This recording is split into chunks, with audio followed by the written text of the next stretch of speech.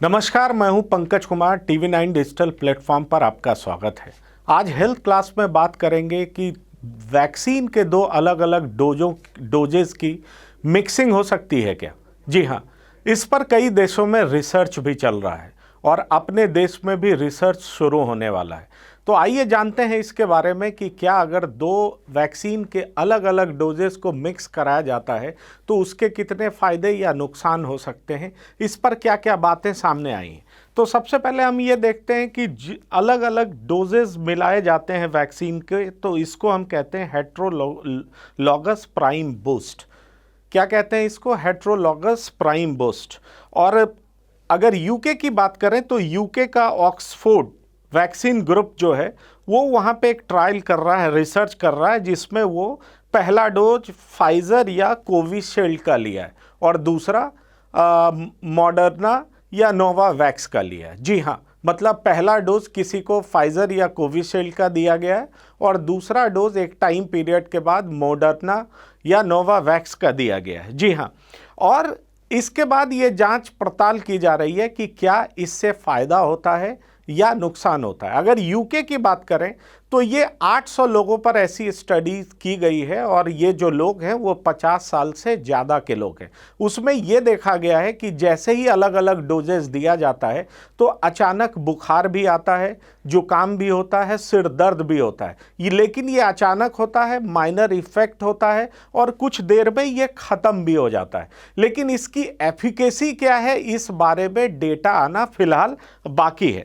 अगर मैं आपको ये बताऊं कि जो वहाँ के रिसर्च के हेड हैं, जी हाँ, डॉक्टर मैथ्यू स्नैप, उनका कहना है कि अगर मिक्सिंग के बाद जो डेटा आने हैं, जो रिसर्च ट्रायल के बाद जो रिसर्च के डेटा आने हैं, अगर उसमें सफलता मिली तो निश्चित तौर पर ज़्यादा से ज़्यादा लोगों का वैक्सीनेशन हो पाएगा। जी हाँ, ये एक सबसे बड़ा महत्वपूर्ण पॉइंट है कि अगर सफलता मिली तो ज़्यादा से ज़्यादा लोगों का वैक्सीनेशन हो पाएगा, क्योंकि अगर किसी को वैक्सीन का एक डोज मिला तो दूसरे वैक्सीन का भी दूसरा डोज दिया जा सकेगा और ये अवेलेबिलिटी के आधार पर हो सकता है। लेकिन उससे भी बड़ी बात ये सामने आ रही है, कुछ एक्सपर्ट्स ये तर्क दे रहे हैं कि नए वेरिएंट के प्रति सुरक्षा बढ़ सकती है। ये किस आधार पर कह रहे हैं? तो दरअसल क्या होता है कि अलग अलग वैक्सीन वायरस के वेरिएंट के अलग अलग जगहों पर आक्रमण करती है। जी हाँ, अटैक करती है और उसके आधार पर कहा जा रहा है कि अगर मिक्स करा दिया जाएगा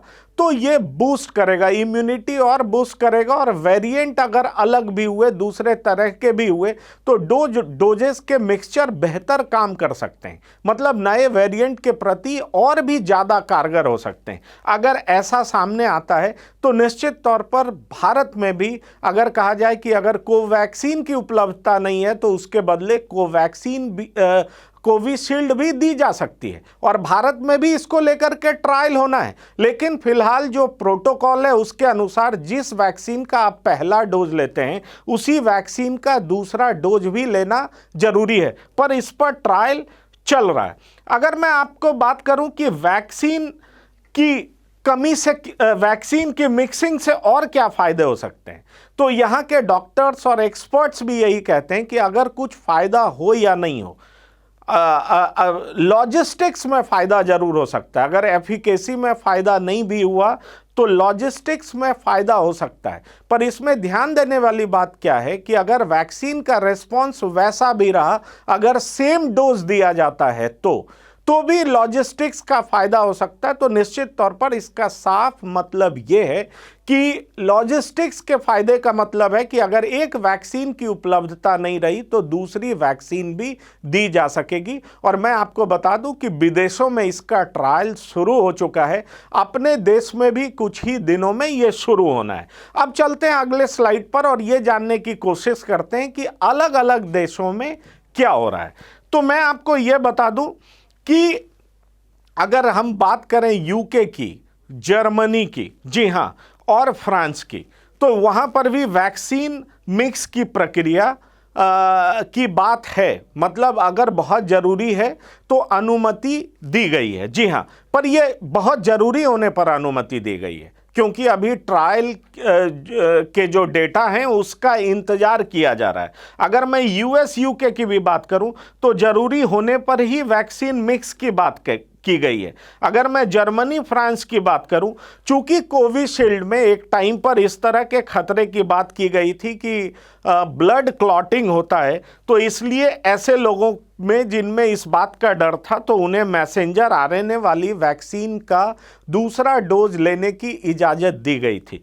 तो ये जो तमाम देश हैं वहाँ पर ज़रूरत पड़ने पर, अति आवश्यक होने पर, अनिवार्यता होने पर ऐसा कहा गया है। अगर मैं स्पेन की बात करूं तो स्पेन में भी 600 लोगों पर स्टडी हो रही है, जी हां, और उसमें भी अलग अलग वैक्सीन के 2 डोजेस को मिक्स करा के देखा गया है कि 400 लोगों पर में के अंदर जो इम्यूनिटी है वो आम लोगों से बेहतर इम्यूनिटी है। जी हां, कोविशील्ड, अगर पहला डोज कोविशील्ड का दिया गया है तो दूसरा फाइजर का दिया गया, लेकिन अभी इस बात के प्रमाण नहीं मिल पाए हैं कि क्या उनमें एंटीबॉडी का फॉर्मेशन अगर फाइजर की तुलना में ज़्यादा हो पाया है क्या, इस बात की जानकारी अभी मिलनी बाकी है।